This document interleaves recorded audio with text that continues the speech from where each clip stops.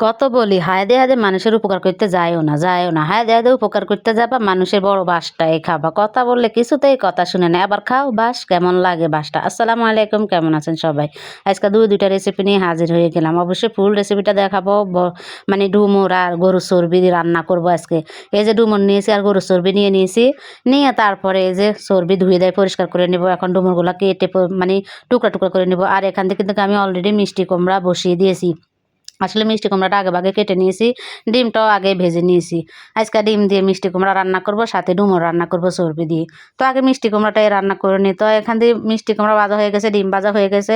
তারপরে মশলাপাতি যা যা লাগে, পেঁয়াজ কাঁচামরিচ ময় মশলা যা লাগে দিয়ে দিয়েছি। এখানে শুধু দারচিনি এলাচ দিই নাই, মানে গরম মশলা ছাড়াই আমি কিন্তু কি এই মিষ্টি কুমড়াটা রান্না করতেছি। তো মিষ্টি কুমড়াটা সুন্দর মতন মশলা কষিয়ে, মিষ্টি কুমড়া কষিয়ে তারপরে পানি দিয়ে দিয়েছি, দিয়ে তারপরে যে ডিমগুলো দিয়ে দিয়েছি।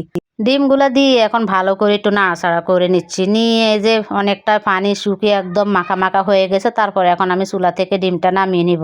কি সুন্দর গাঢ় হয়ে গেছে, দেখতে পেলেন ডিমের তরকারিটা? তো এই যে এখান দিয়ে কিন্তু আমি এখন ডুমুরটা সিদ্ধ বসাবো আগে। তার মধ্যে আমি হলুদ আর একটু লবণ দিয়ে দিয়েছি। চুলার উপর অলরেডি বাটি বসিয়ে দিয়েছি। এই যে বলক চলে আসছে। আসলে সিদ্ধ দেওয়ার কারণ একটাই, ডুমুর কিন্তু কাটার পরে একটা কষ কষ বের হয় কালো কালো। তো ওটা দূর করার জন্য আগে একটু ভাপ দিয়ে নিয়েছি, ভাপ দিয়ে সেঁকে নিয়েছি ছাঁকা দিয়ে।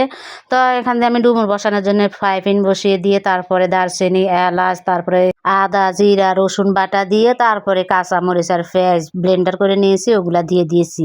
দিয়ে এখন হলুদ দিয়ে দিচ্ছি, তারপরে একটু গুঁড়ামরিচ দিয়ে দিচ্ছি। আসলে আমাদের একটা ডাক্তার সাহেব আছে, উনি সবসময় আমার রান্না দেখে বলে যে আমি বেশি মরিচ দিয়ে খাওয়া দাওয়া করি। এর জন্য এখন থাকতে একটু কাঁচামরিচ দিয়ে রান্না করে। তো গুঁড়ামরিচ হালকা একটু দিই, কারণ গুঁড়ামরিচ না দিলে কালারটা সুন্দর আসে না, তাই একটু গুঁড়ামরিচ দিয়ে থাকি। তো স্বাদ মতন লবণ টবণ দিয়ে তারপরে যে চর্বিগুলো দিয়ে দিয়েছি, চর্বিগুলো দিয়ে এখন ভালো করে একটু কষিয়ে নিব। আসলে এভাবে কি আপনারা কখনো খেয়েছেন কিনা অবশ্যই জানাবেন। আমি কিন্তু কি ফার্স্ট রান্না করেছি, আমার আশেপাশে অনেকেই রান্না করেছে দেখেছি, কিন্তু আমি কখনো রান্না করি না, তবে আজকে আমি রান্না করলাম। তো চর্বিটা যখন একদম হাফ সিদ্ধ হয়ে গেছে কষাতে কষাতে, তখন আমি ডুমুর সিদ্ধগুলো দিয়ে দিছি। ডুমুরটাকে আমি হালকা ভাপ দিয়ে নিয়েছি, নিয়ে এখন ঢালে দিয়ে তারপর ভালো করে কষিয়ে নিচ্ছি। দেখুন কষাতে কষাতে তেল উপরে চলে আসছে। তারপরে আমি পরিমাণ মতন পানিটা দিয়ে দিছি। এই পানি দিয়ে কিন্তু সিদ্ধ করে নিব, আর কিন্তু পানি লাগবে না। এর মধ্যে একটু গরম মশলার গুঁড়ো দিয়ে দিছি, যেহেতু মাংসের চর্বি দিয়ে রান্না করতেছি, তো মাংসের মধ্যে যত রকমের মশলা লাগে সব মশলাই দেওয়ার চেষ্টা করেছি। তো দিয়ে এখন নাড়াচাড়া করে ঢাকনাটা দিয়ে একদম সুন্দর মতো রান্না করে নিয়েছি। দেখতে পেলেন কি সুন্দর মাখা মাখা হয়ে গেছে। তো মাখা মাখা হয়ে যাওয়ার পরে আমি কি করলাম, চুলা থেকে নামিয়ে নিব। এখন আসলে সুন্দর মতো সিদ্ধ হয়েছে, আপনার ডুমুরও সিদ্ধ হয়ে গেছে, সব সিদ্ধ হয়ে গেছে। অলরেডি রান্না করা আমার শেষ। এখন চুলা থেকে নামিয়ে নিব, নিয়ে খেতে বসে যাব। আসলে নামিয়ে কিন্তু খাইতে বসি নাই, গা গোসল ধুয়ে তারপরে এসে খেতে বসেছি। তো যে কথা বললাম, মানুষকে উপকার করতে নেই, মানুষের যতটুকু প্রাপ্য ততটুকুই তাকে দেওয়া দরকার।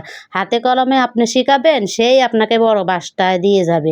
এটা আমি আমার নিজের চোখে দেখা, আমি তো অলরেডি আমার চোখের সামনে ঘটতেই আছে এই ঘটনাগুলা। তাই বলছি, মানুষের সাথে বেশি মিশতেও নেই, মানুষকে বেশি হাতে ধরে মানে কাজ শিখাতেও নেই। কাজ শিখাবেন, সেই উল্টা আপনাকে ভূগোল শিখিয়ে চলে যাবে, আপনার ভুল ধরে আপনাকে দোষী প্রমাণ করার চেষ্টা করবে, আপনার কাছ থেকে আস্তে আস্তে দূরে সরে যাবে। এই হচ্ছে দুনিয়ার বাস্তবতা। তো সবাই ভালো থাকুন, সুস্থ থাকুন। ভিডিওটা এ পর্যন্তই। আল্লাহ হাফেজ।